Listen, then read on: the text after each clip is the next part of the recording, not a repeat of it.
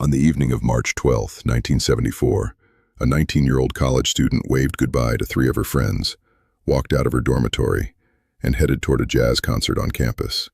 The walk was only 350 yards, about 2 minutes on foot. She never made it. No witnesses, no screams, no evidence left behind. She simply vanished, as if the earth swallowed her whole. Her name was Donna Gail Manson.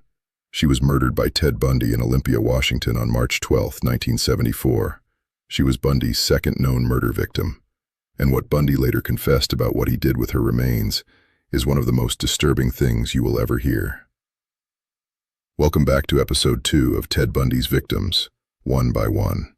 Today, we walk through every detail of Donna's final night, the search that found nothing, the investigation that failed her, and the chilling confession that still haunts investigators to this day. Donna Gail Manson was born in Olympia, Washington, on June 9, 1954.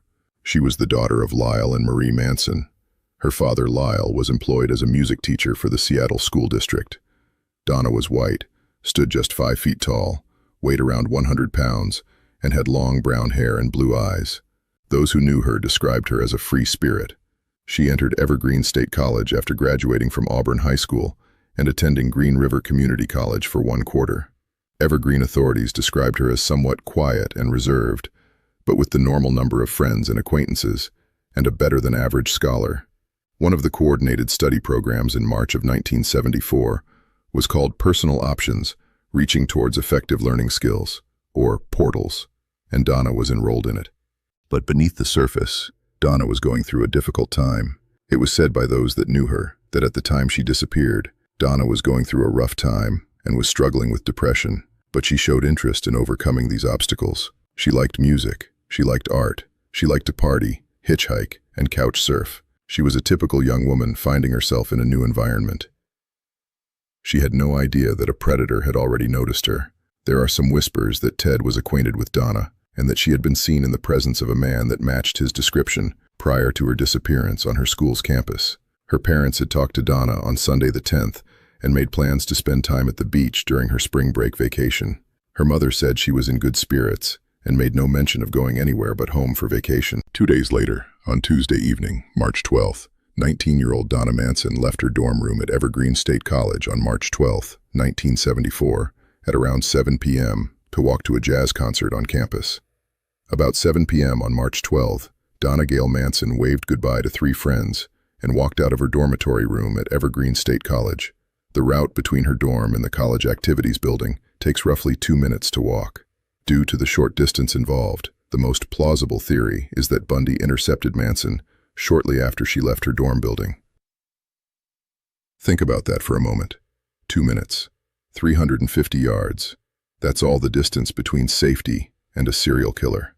In other abductions of college women, Bundy had a cast on one arm and was carrying books. He would convince the women to help him carry the books to his car and then render the victim unconscious while they were putting the books into the car by striking them with a tire iron. This is likely what happened to Donna Manson, though there were little clues and no witnesses that came forward after the abduction. During the investigation, a campus security guard stated that he saw Donna walking back and forth along Overhulse Place between 8 p.m. and 9:30 p.m. This road is south of Donna's dorm building. A police report notes that it did not have any streetlights at the time. If that sighting was accurate, it means Donna may have been wandering the campus, possibly disoriented, possibly lured, on a dark, unlit road. The perfect hunting ground for a predator like Ted Bundy. Donna Manson was Ted Bundy's second murder victim. Because the location of Lynda and Donna's abductions were in different counties, about an hour apart, authorities didn't link the two until much later. Bundy knew this. During his time on a commission, he had learned that communication between law enforcement agencies in different counties and states was severely lacking. Consequently, he understood that operating in multiple jurisdictions would hinder the police's capacity to notice connections between disappearances. Although he clearly decided that he needed to branch out, he still selected a place that he knew and felt comfortable with. This wasn't random, this was calculated. When Donna didn't return that night, no one immediately panicked. She was not reported as a missing person for 6 days, as she often hitchhiked to nearby locales and could disappear for several days at a time without notice. Friends initially believed Manson had decided to travel without sharing her plans beforehand. One question was why her disappearance was not reported for 5 days. Rod Merrim, director of security for Evergreen State, said no inquiry was made to college authorities until March 17th. "That bothers the hell out of me if you want to know the truth," Merrim said. Those 5 lost days were devastating. Evidence could have been found. Witnesses' memories were still fresh. But by the time anyone raised the alarm, it was too late. When authorities finally investigated her room, her suitcases were there, very few empty hangers in the closet, indicating few, if any, clothes were missing, and toilet articles were in the bathroom. The bed was unmade.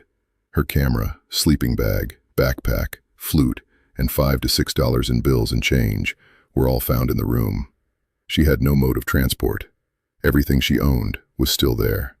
Donna had walked out with nothing but the clothes on her back and simply disappeared. Following Donna's disappearance, search teams combed the 990-acre campus using tracking dogs. Volunteers searched the grounds on 4 separate occasions. Each time, up to 200 people took part. The surrounding brush-covered area around Evergreen State College was also probed for clues. Sadly, despite their best efforts, investigators were unable to find any trace of the missing teenager. Inspector Charles Grafe said, "We don't have a thing. Everything points to probably violence, but we're watching, asking questions, circulating posters, and waiting for a break. And to make matters worse, this was spring break at Evergreen, and students were scattered. Because spring break was just around the corner, the police didn't get the chance to interview a number of potential witnesses until they returned to the campus 2 or 3 weeks later. Sadly, by that stage, it is likely that people's memories of the day in question were quite foggy."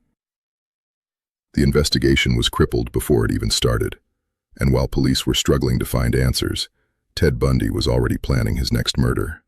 For 15 long years, Donna's family lived in agonizing uncertainty.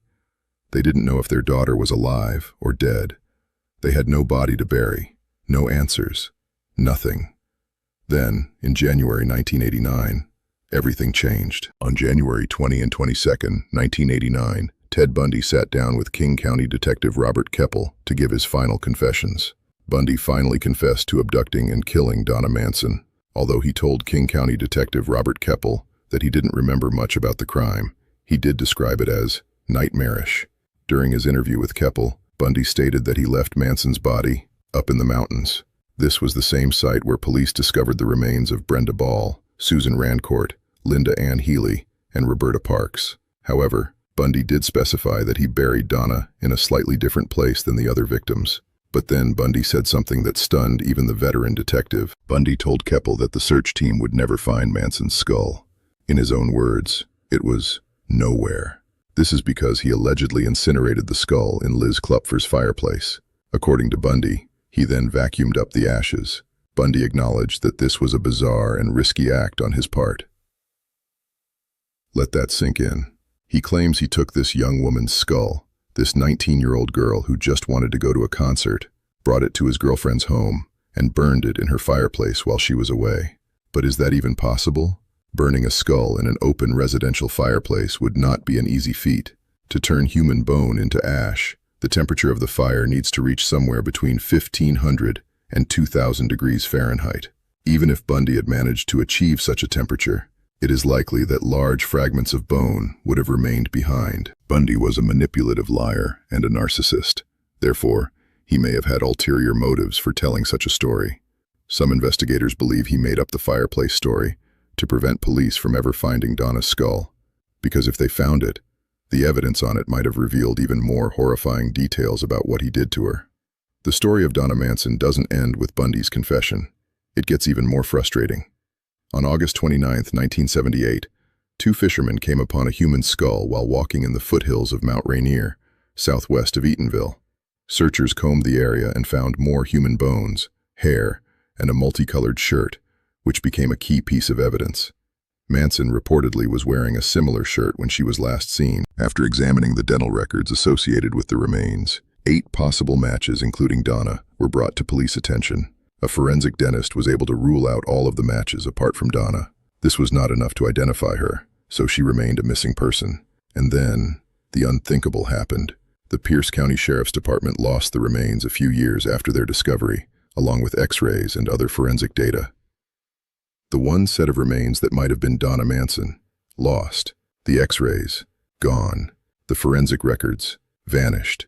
Any chance of a definitive identification was destroyed forever. Although Bundy confessed to Donna's murder shortly before his execution, investigators were unable to locate her body. To this day, she remains listed as a missing person. Donna Gail Manson was only 19 years old. She was a free-spirited young woman who loved music, was working through personal challenges, and had her entire future ahead of her. She spoke to her parents just 2 days before she vanished, and made plans with them for spring break at the beach. She never got to take that trip. Instead, she became the second name on Ted Bundy's growing list of victims, a list that would eventually stretch across multiple states and claim dozens of lives. What makes Donna's case especially heartbreaking is the lack of closure. No body has ever been positively identified. No gravesite exists for her family to visit. The remains that might have been hers were lost by the very people who were supposed to protect the evidence. Donna Manson deserved better. Her family deserved better. And her story deserves to be told so that she is never forgotten. That was the story of Donna Gail Manson, Ted Bundy's second known victim. If you want to continue this series, click on episode 3 right now, where we cover the disappearance of Susan Rancourt, Bundy's next target. Thank you for watching. If this story moved you, please give it a like, subscribe to the channel, and turn on notifications. Drop a comment below. Do you believe Bundy's story about the fireplace? Or do you think he was lying to hide something even darker? Stay safe out there, and I'll see you in the next episode of Ted Bundy's Victims, one by one.